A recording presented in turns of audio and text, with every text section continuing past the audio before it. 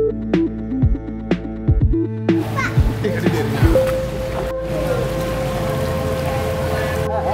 mikirin cari ini gue. Jangan. Aja untuk kamera ini.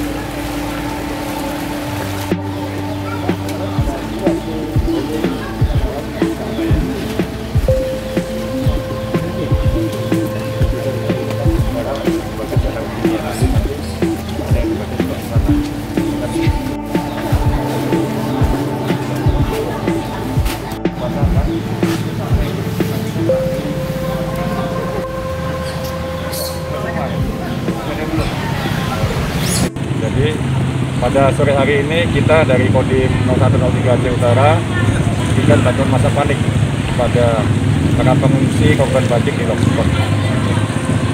Apa saja yang diberikan?